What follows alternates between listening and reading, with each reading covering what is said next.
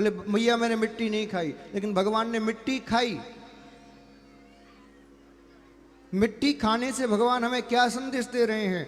बोले भैया मिट्टी को इतना शुद्ध रखिए, इतना पवित्र रखिए कि आप उसको खाने में झिझको ना। आप आज स्थिति ये हो गई है, हमने मिट्टी को इतना दूषित कर दिया है कि खाना छोड़ो पैर रखने में भी दिक्कत आती है।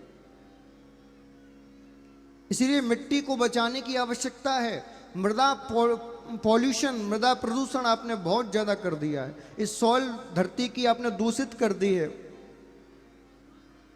इसीलिए भगवान मिट्टी बचाने का संदेश आपको दे रहे हैं, मिट्टी बचाओ।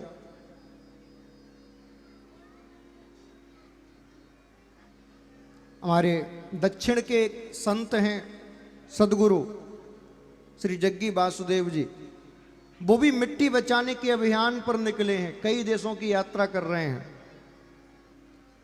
भैया श्री कृष्ण का असली संदेश यही है कि मिट्टी को बचाओ, पंच तत्वों को बचाओ।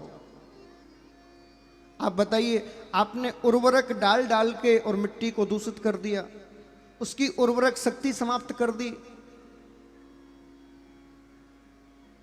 अब बात आती है हम मिट्टी को कैसे बचाएं, तो आप छोटे छोटे उपाय करके मिट्टी को बचा सकते हो। कैसे? बोले कम से कम अपने घर में पॉलीथीन का इस्तेमाल करिए, हो सके तो बिल्कुल मत करिए। प्लास्टिक की बोतल, प्लास्टिक के सामान का कम से कम इस्तेमाल करिए, हो सके तो बिल्कुल मत करिए, क्योंकि पॉलीथीन, प्लास्टिक ये जल्दी समाप्त नहीं होती, ये धरती को पॉल्यूशन फैला रही हैं, धरती पर प्रदूषण फैला रही हैं, धरती की उर्वरक शक्ति को समाप्त कर रही हैं।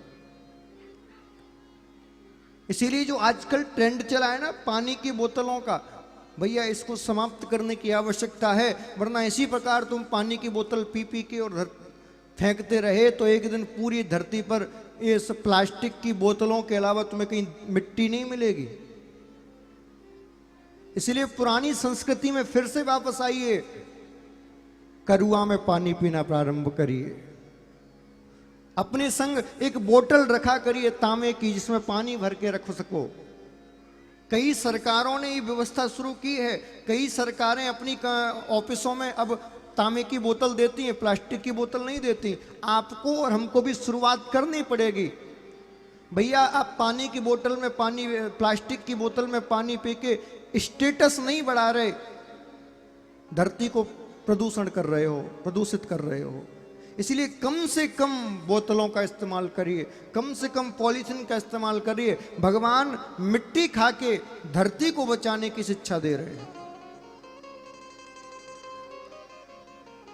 भगवान ने काली नाग को यमुना से निकाल के जल प्रदूषण को मुक्त करने का, जल को दूषित ना करने का संदेश दिया।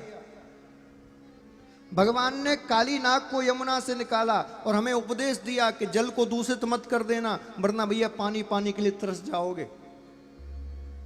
किया कि नहीं?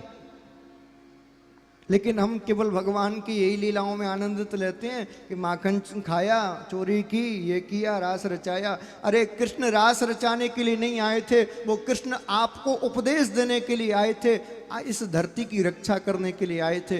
लेकिन मुझे कभी कभी कष्ट होता है, कृष्ण के उस रूप को कोई जान ही नहीं पाया। 90% भारत के लोग बस कृष्ण के माखन चोरी बाल कृष्ण रूप को पूजते हैं और उसी को भजते हैं। लेकिन भैया कृष्ण का असली रूप तो योगेश्वर है।